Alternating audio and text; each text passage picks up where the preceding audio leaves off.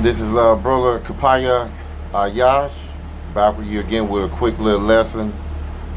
Uh, in my little office here, Spirit want me to do a lesson on Revelation 6. I believe I did it before a while ago. And just want to go ahead and push it out there again, let you know, hey, Yahweh Shai, he's coming back. These angels that's sitting back, around the four corners of the earth. They waiting to let loose. They are ready to bring the wrath of Yahweh Bashim Yahweh Shai. And a lot, not a lot, but some of these wrath, some of these seals have already been broken.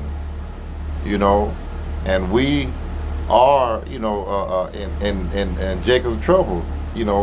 We are at a time where you're going to be afraid. Some of us going to be happy. Some of us going to be scared. Some of us that's already prepared.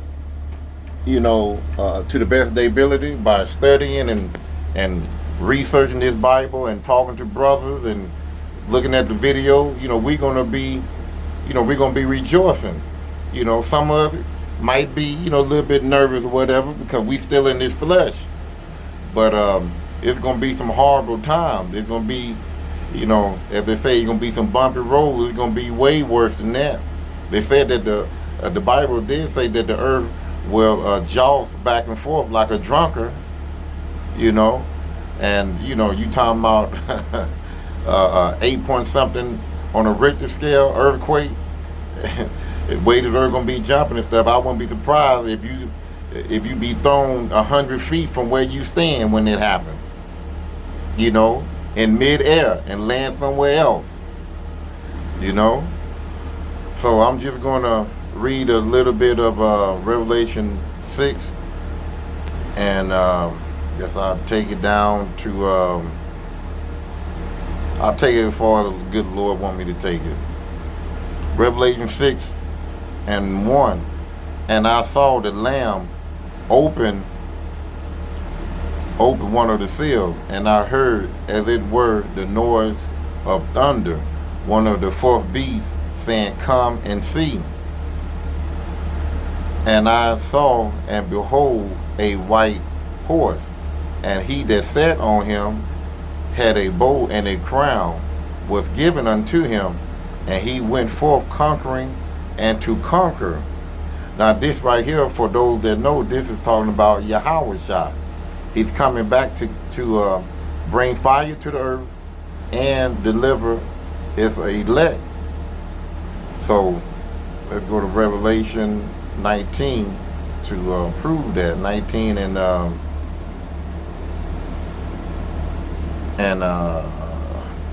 10. And I fell at his feet. Now, the person that's writing Revelation is John the Revelator. And let's go to Revelation 1 and 1. Because the good Lord gave him the revelation of what's going to be prophesied, and it gave him a future prophecy that's going to happen. And it haven't happened yet. But some of the things that John the Baptist wrote, Salakia, have happened, but the end is not near yet. We got war over in the Ukraine, but the United States is not in it yet. So it's going to get there. John the Revelator, he's giving future prophecies of the latter end. Revelation 1 and 1, the revelation of Shemashiach Yahweh Shai, which gave unto him to show unto his servants things which must shortly come to pass. And he sent and signified it by his angel unto his servant John. So John, he was given permission by the Heavenly Father, by Yahweh Shai, to write in the book so that he would show the servants that are the prophets that's on the earth that are pushing this truth, to let the whole world know the prophecy of the ends of time that's going to come. So let's go back to Revelation 19 and 10. So it says here, Revelation 19 and 10, and I fell at his feet to worship him. And he said unto me, this is the angel. John the Revelator was, he fell to the angel's feet to praise him. And he said unto me, see thou do it not. I am thy fellow servant and of thy brethren that have the testimony of Yahushua. Worship God, for the testimony of Yahushua is the spirit of prophecy. Verse 11, and I saw heaven open, and behold, a white horse, and he that sat upon him was called fruitful, faithful, faithful in truth, and in righteousness he do judge and make war. So that white horse that you read in Revelation 6 was talking about Yahushua. Verse 12 gives you a little bit more characteristic when he walked the earth about his eyes being red as fire. Verse 12, his eyes were as a flame of fire, and on his head were many crowns. So this is a precept to Revelation 6. So let's go back to Revelation 6. Okay. Verse 3, and when he had opened the second seal, I heard the second beast say, come and see. Verse 4, and there went out another horse that was red, and power was given to him that sat thereon to take peace from the earth, and that they should kill one another, and there was giving unto him a great sword. For those who know that's in the truth, you know that's Esau Edom. So let's go to 25, Genesis 25 and 25. That red horse is talking about Esau Edom. When he was a baby, he came out the womb of Rebekah. Rebekah had two children, two manner of children, which was two nationalities. Jacob, which is the father of the 12 tribe of Israel, and Esau came out red and hairy, which represent Esau Edom. Going to Revelation 6 and 4, he's the red horse. So it says here, 25, and the first came out red, all over like a hairy garment. And they call his name Esau. And Esau, he was given the blessing of the sword. So let's go 27. And 38. And Esau said unto his father, hast thou but one blessing, my father? Bless me, even me also, O my father. And Esau lifted up his voice and wept. Now why did he weep? Because he felt that his brother Jacob stole his birthright, which it was already ordained from the beginning that the children of Israel was going to have the everlasting kingdom, not Esau. And plus Esau, he gave his birthright up over some, potter's meat, red meat or whatever. You can, let's see where you can read it. I think you can read it in,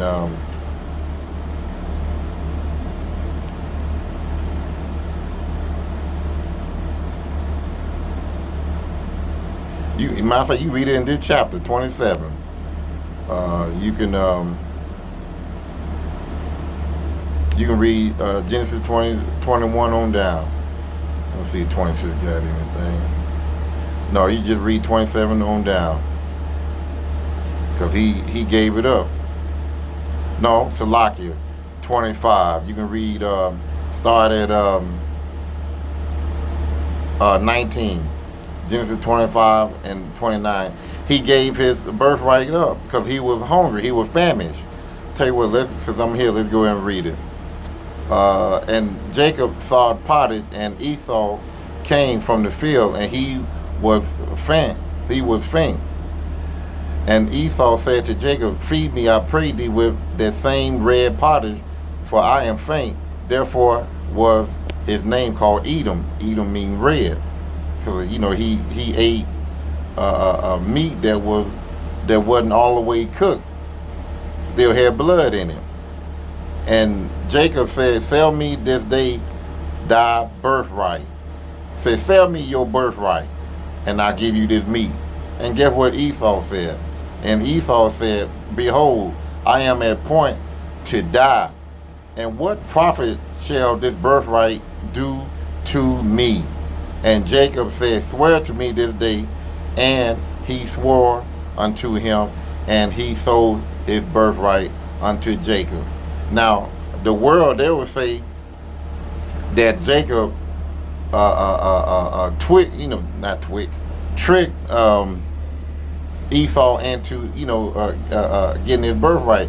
There it is right there. If you read from 29 all the way down to 33, it gives you his statement right there.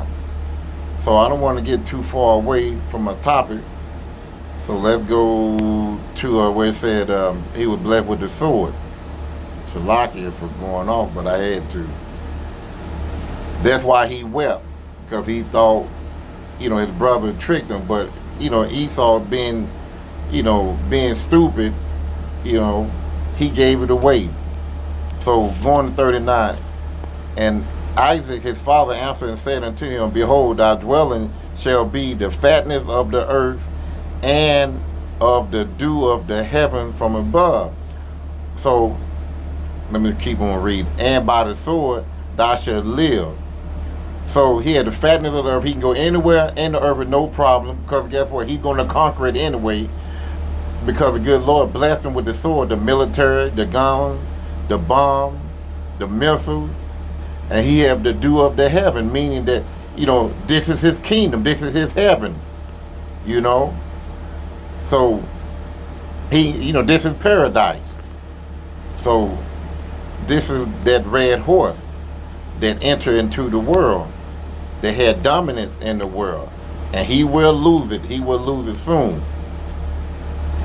Verse 5, and when he had opened the third seal, I heard the third beast say, come and see. And I beheld, and lo, a black horse, and he that sat on him had a pair of balance in his hand. The pair of balance in his hand is talking about bondage, slavery. For those that know, for those that do not know, let's go to I already got it. Go here, a pair of a balance. So let's go to the meaning of it. It says here, go here. And then kind of slow. I'm out here pretty much in the boondocks. Come on now. There you go. It says here, a pair of scales translate the Greek word zugon, which literally means yoke, as in a yoke of ox, or the yoke of bondage. So let's see what bondage. Come on. Define bondage. Bondage, the state of being a slave, the deliverance of the Israelite from Egypt, bondage, slavery, enslavement, servitude, subjection. So we have been in 7 captivities, right?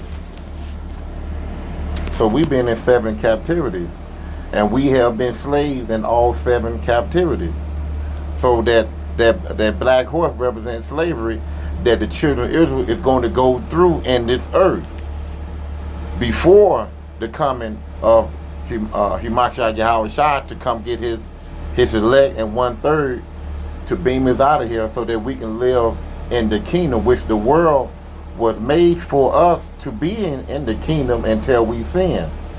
So this prophecy right here, this is We are in the last captivity. We've been in Egypt, Babylon, um, um, um, the Assyrian captivity, the Greeks, the Roman, the American. We still in captivity right now, but not cattle slavery. You know, but we still are slaves to our job. We pay taxes. We pay bills. We still gotta come back to the powers to be to work for them to make them millionaire while we take change. You know. So going down to 6, Revelation 6:6, and I heard a voice in the midst of the four beasts say, a measure of wheat for a penny, and a measure of barley for a penny, and see thou hurt not the oil and wine. The oil and wine is the children of Israel. Now, it says here, a measure of wheat for a penny and measure of barley for a penny. Is this here? You're going to pay more for less. You're going to pay more for less. And this is the time that we're in right now. Inflation. We're paying more for less. And sooner or later, it's going to be double inflation. You're going to pay way 2 times, 3 times more for less. I remember back in the well, not me personally, but my mother and father were talking about how cheap things were. The dollar stretch. You can buy for 5 cents. You can buy a big bag of flour for 5 cents. Now a bag of flour is still somewhat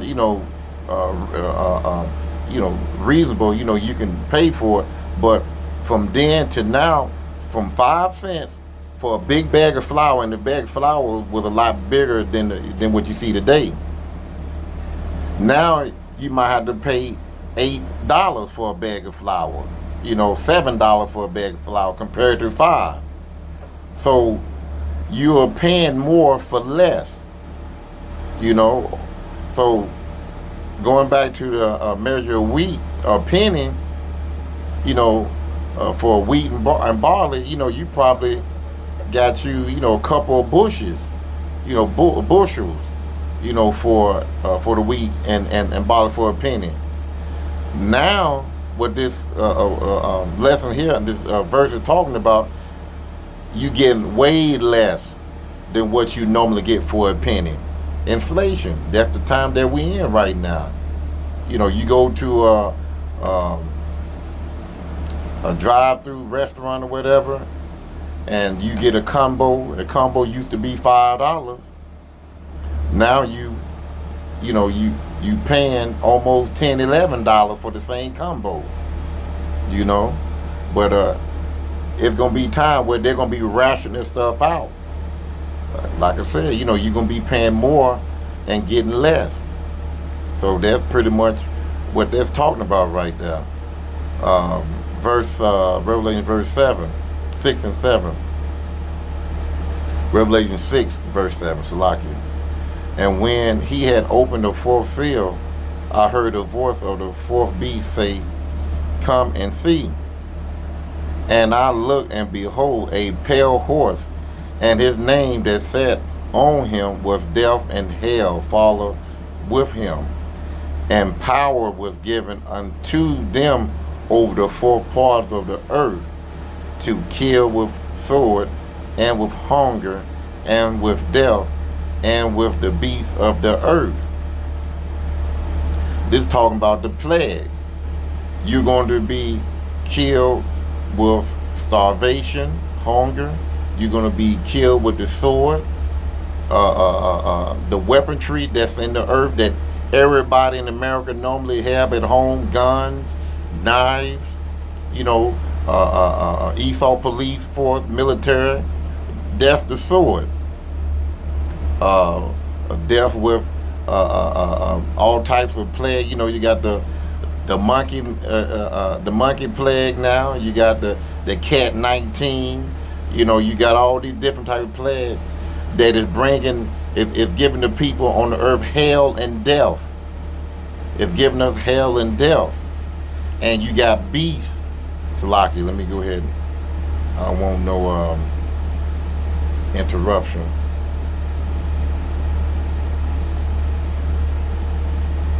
And you have, beasts that are attacking people. You know, you have alligators are killing people. You have bears going around mauling people.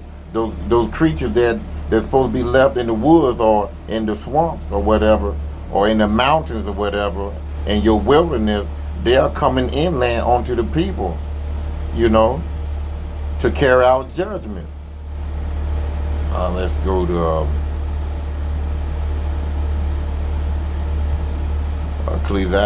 Ecclesiasticus 39, if I'm not mistaken. Or it could be, yes. Ecclesiasticus 39 and 18, there be spirits that are created for vengeance, which in their fury lay on sore strokes. In the time of destruction they pour out their force and appease the wrath of him that made him. Fire, hail, famine, death, all these are created for vengeance. Teeth of wild beasts, scorpion, serpent, and the sword punish the wicked to destruction. They shall rejoice in his commandment, and they shall be ready upon earth when needed is, and when their time is come, they shall not transgress his word. So they're going to carry out whatever the Heavenly Father put in those wild animals, and also in our weather pattern. Everything in every element of weather, the animal and man, He's gonna put the spirit in those particular things to carry out His judgment. And also, going back to the famine, let's go to Isaiah 65 and 13. Says here, dealing with the famine. Salaki, hold on, give me 1 minute.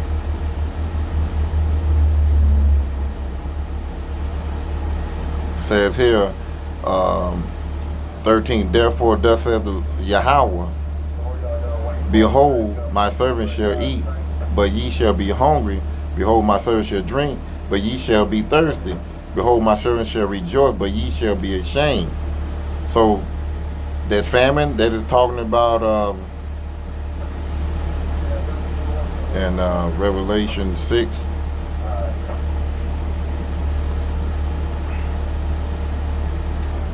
Shalaki,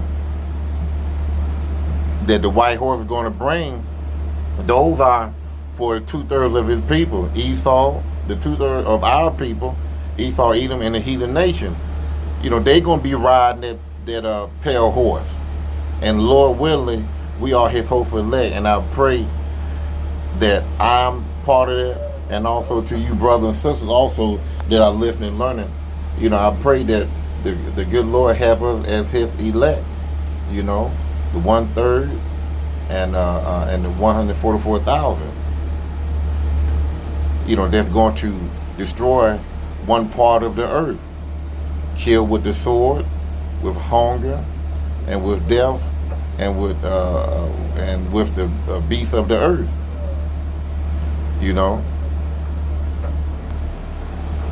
Revelation 6 and 9. And when he had opened the fifth seal, I saw under the altar the souls of them that were slain for the word of Yahweh and for the testimony which they held. Those are the elect that died in the truth, that died knowing who they were, that believed, that kept the laws and commandments to the best of their ability.